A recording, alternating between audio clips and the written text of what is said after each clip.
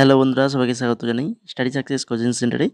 বন্ধুরা, তোমাদের জন্য আবার চলে এসেছি আরআরবি, এনটিপিসি এবং গ্রুপ ডির আর একটি গুরুত্বপূর্ণ জিকে ক্লাস নিয়ে। আজকে জিকে ক্লাস নম্বর 23 নম্বর জিকে ক্লাস। তো দেখে নিই প্রথম কোয়েশ্চেন আজকের ক্লাসের।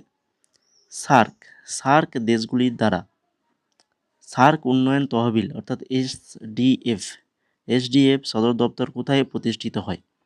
এসডিএফ এর সদর দপ্তর কোথায় প্রতিষ্ঠিত হয়? সঠিক অ্যান্সার হয়ে যাবে থিম্পু, ভুটানের থিম্পুতে। এখান থেকে তোমাদের যেটা জেনে রাখতে হবে, বারবার এক্সামে আসে, সার্কের পুরো নাম south Asian association for regional cooperation. এটা তোমাদের মনে রাখতে হবে এবং তার সাথে এর সদস্য দেশগুলোর সংখ্যা এবং নাম মনে রাখতে হবে। সদস্য দেশগুলো কি কি? বাংলাদেশ, পাকিস্তান, ভারত, শ্রীলঙ্কা, মালদ্বীপ, নেপাল, ভুটান, আফগানিস্তান। তাহলে এগুলো হচ্ছে সার্কের সদস্য দেশ। ভালো করে মনে রাখো, এক্সামে কিন্তু বারবার আসে। 2 নম্বর কোশ্চেন দেখো, ভারতের প্রথম সার্ভিস ট্যাক্স কোন সালে আরোপ করা হয়েছিল? ভারতের প্রথম সার্ভিস ট্যাক্স কোন সালে আরোপ করা হয়েছিল? সঠিক অ্যান্সার কী হবে? না, সঠিক অ্যান্সার হয়ে যাবে 1994 সালে। 1994 সালে হয়ে যাবে সঠিক অ্যান্সার। 3 নম্বর দেখো, বিশ্ব স্বাস্থ্য সংস্থা অর্থাৎ WHO ভারতের ড্যাশ রাজ্যের স্বাস্থ্য বিভাগকে 2019 সালের জন্য তার তামাক নিয়ন্ত্রণ পুরস্কার দিয়েছে। তামাক নিয়ন্ত্রণ পুরস্কার দিয়েছে 2019-এ সেটা হচ্ছে কোন রাজ্যকে? সেটা হয়ে যাবে অপশান নাম্বার 2, রাজস্থান। রাজস্থানকে দিয়েছে 2024। তাহলে 24টাও তোমাদের মনে রাখতে হবে। বিশ্ব স্বাস্থ্য সংস্থা তাদের 2024 সালের বিশ্ব তামাকমুক্ত দিবসের পুরস্কারে কাকে দিয়েছে? না, ভারতের উড়িষ্যা রাজ্য তামাক নিয়ন্ত্রণ সেলকে দিয়েছে। তাহলে 2024 উড়িষ্যা রাজ্য, ভালো করে মনে রাখো। 4 নম্বর দেখো, ওয়ান স্টপ সেন্টার স্কিম চালু করা হয়েছিল।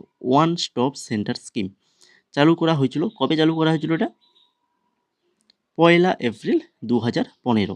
1 এপ্রিল 2015-তে। 5 নম্বর দেখো, নিচের কোন দেশ 2020 সালের জুলাই মাসে মঙ্গলে হোপ প্রোব মিশন চালু করেছে? হোপ প্রোব মিশন চালু করেছে কোন দেশ? ইউএই চালু করেছে মঙ্গল গ্রহে। 6 নম্বর দেখে নাও, নিম্নলিখিত শিল্পীদের মধ্যে কে একজন চিত্রশিল্পী নন? চিত্রশিল্পী যামিনী রায়, যিনি একজন চিত্রশিল্পী, কিন্তু রুক্মিণী দেবী, আমি বারবার আমরা ক্লাসে আলোচনা করেছি রুক্মিণী দেবী অরুণডালের সম্পর্কে অনেক আলোচনা করছি। তো রুক্মিণী দেবী অরুণডালে কি একজন চিত্রশিল্পী? নিশ্চয়ই না। তাহলে কি? না, তিনি হচ্ছেন একজন ভারতনাট্যম নৃত্যশিল্পী। ভালো করে মনে রাখো, ভারতনাট্যম নৃত্যশিল্পী। তারই সঙ্গে তোমাদের যেটা মনে রাখতে হবে, এক্সামে বারবার আসে যেটা, ভারতীয় ইতিহাসের প্রথম মহিলা যিনি রাজ্যসভার সদস্য হিসেবে মনোনীত হয়েছিলেন। ভারতীয় ইতিহাসের প্রথম মহিলা যিনি রাজ্যসভা সদস্য হিসেবে মনোনীত হয়েছিলেন। এরপর দেখো 7 নম্বর, যদি তোমাদের ক্লাসটা ভালো লেগে থাকে তো অবশ্যই তোমাদেরকে বলবো, যদি ভালো লেগে থাকে তো ক্লাসটাকে লাইক করে ফেলো। লাইক করার অনুরোধ থাকলেও তারই সঙ্গে যদি চ্যানেলটাকে এখনও না সাবস্ক্রাইব করে থাকো তো অবশ্যই সাবস্ক্রাইব করে ফেলো। 7 নম্বর কোশ্চেন কী রয়েছে? ইসরো 2020 সালের ডিসেম্বরে আইআইটি ড্যাশে মহাকাশের জন্য একটি আঞ্চলিক একাডেমি সেন্টার খোলার সিদ্ধান্ত নিয়েছে। আইআইটি কি? না, আইআইটি বারাণসীতে মহাকাশের জন্য একটা আঞ্চলিক একাডেমি সেন্টার খোলার সিদ্ধান্ত নিয়েছে। 8 নম্বর দেখো, জাতিসংঘ ড্যাশে রাষ্ট্রের অর্থনৈতিক অধিকার ও কর্তব্যের সনদ গ্রহণ করে? কত সাল? জাতিসংঘ ডিসেম্বর 1976-এ রাষ্ট্রের অর্থনৈতিক অধিকার ও কর্তব্যের সনদ গ্রহণ করে। ভারতীয় রেলের জনক হিসেবে পরিচিত কে? ভারতীয় রেলের জনক হিসেবে পরিচিত হচ্ছেন লর্ড ডালহৌসি। লর্ড ডালহৌসি যিনি ভারতীয় রেলের জনক হিসেবে পরিচিত। 10 নম্বর, ভারতের সুপ্রিম কোর্টের মূল মন্ত্র কি? ভারতের সুপ্রিম কোর্টের মূল মন্ত্র কি? অপশান নাম্বার 4, ইয়াতো ধর্মস্থ জয়। ইয়াতো ধর্মস্থ জয়। নিউক্লিয়াস এবং কোষ পর্দার মধ্যে অবস্থিত জেলির মতো পর্দাকে ড্যাশ বলা হয়? নিউক্লিয়াস এবং কোষ পর্দার মধ্যে যে জেলির মতো পদার্থরা থাকে সেগুলোকে কি বলা হয়? সাইটোপ্লাজম। সাইটোপ্লাজম বলা হয়। নিম্নলিখিত দেশগুলির মধ্যে কোনটি ভারতের সাথে তার স্থল সীমানা ভাগ করে না? স্থল সীমানা ভাগ করে না। বাংলাদেশ তো রয়েছে, সবথেকে বড় স্থল সীমানা রয়েছে। তারপরে কি? চীন। চীনের সঙ্গে রয়েছে, মায়ানমারের সঙ্গে রয়েছে। তাহলে বাকি থাকলো তাজিকিস্তান, যেটার সঙ্গে কিন্তু ভারতের কোনো স্থল সীমানা নেই। 13 নম্বরে দেখো, ড্যাশ একটি ব্যবহারকারীকে ইন্টারনেটের মাধ্যমে দূরবর্তীভাবে অন্য কম্পিউটার এবং টার্মিনাল অ্যাক্সেস করতে সক্ষম করে। সেটা হচ্ছে টেলনেট। টেলনেট হয়ে যাবে সঠিক আনসার। 14 নম্বর, মাউন্ট আবুর দিলওয়ারা মন্দির নিচের কোন দেবতাকে উৎসর্গ করা হয়েছে? দিলওয়ারা মন্দির কোন দেবতাকে উৎসর্গ করা হয়েছে? আদিনাথ দেবতাকে উৎসর্গ করা হয়েছে। এই দিলওয়ারা মন্দির হলো শ্বেতাম্বর জৈন মন্দিরগুলির একটি শৈলী, জৈন মন্দির। দিলওয়ারা মন্দির কমপ্লেক্স 5টা প্রধান বিভাগে বা 5টা জৈন তীর্থঙ্কর নিবেদিত মন্দির নিয়ে গঠিত। ওই যার মধ্যে আমি একটা বললাম না, আদিনাথ, আর কি মোট 5টা রয়েছে। শ্রী মহাবীর স্বামী মন্দির, শ্রী আদিনাথ মন্দির বা যেটা বিমল ভাসাই মন্দির, শ্রী পার্শ্বনাথ মন্দির, শ্রী ঋষবদাওজি মন্দির, আর হচ্ছে শ্রী নেমিনাথজি মন্দির। তো এই মন্দিরগুলো তোমাদেরকে মনে রাখতে হবে।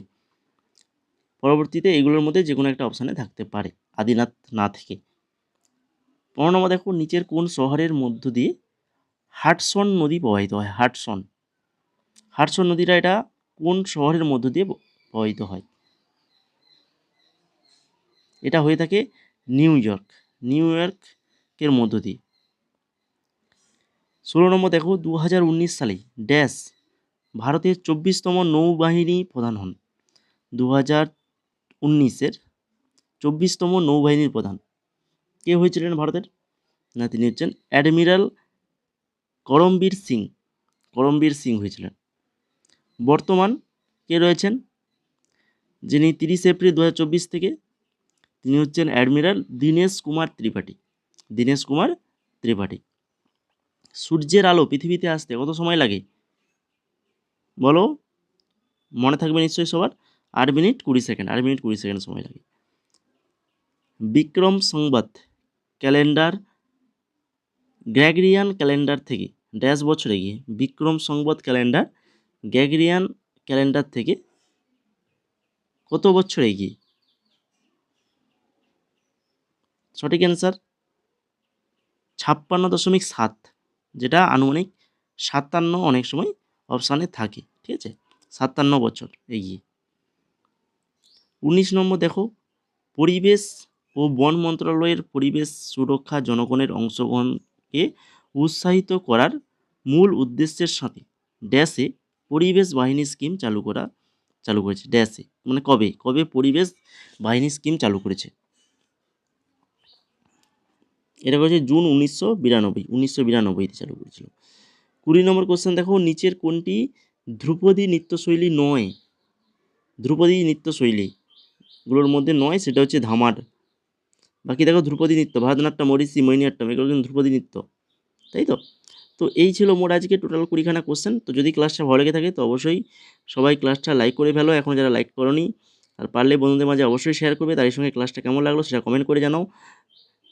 তাহলে কিন্তু পরবর্তীতে এই ধরনের ক্লাস কিন্তু আরও তোমাদের জন্য নিয়ে আসবো, কোশ্চেনের পরিমাণটা কিন্তু আরও বাড়াবো। তো যদি তোমাদের লাইক, কমেন্ট, শেয়ার এগুলো থাকে তো অবশ্যই আমরা কিন্তু পরবর্তীতে আরও কোশ্চেনের পরিমাণটা বাড়িয়ে ক্লাসগুলো নিয়ে আসবো, ঠিক আছে। নাহলে এরকম 20খানা করে কোশ্চেন কিন্তু আসবে তোমাদের জন্য। এছাড়া আগের আমরা যে ক্লাসগুলো করেছি তোমরা যদি চাইলে তাহলে প্লেলিস্ট ডেসক্রিপশানে পেয়ে যাবে, সেখান থেকে দেখে নিবে। এছাড়া জিএস অর্থাৎ জেনারেল সায়েন্সের আমরা কিন্তু টপিক ওয়াইজ ক্লাস করিয়েছি, সেই ক্লাসগুলো তোমরা যদি দেখতে চাও সেটারও কিন্তু ডেসক্রিপশানে প্লেলিস্ট পেয়ে যাবে, সেখান থেকে দেখে নেবে।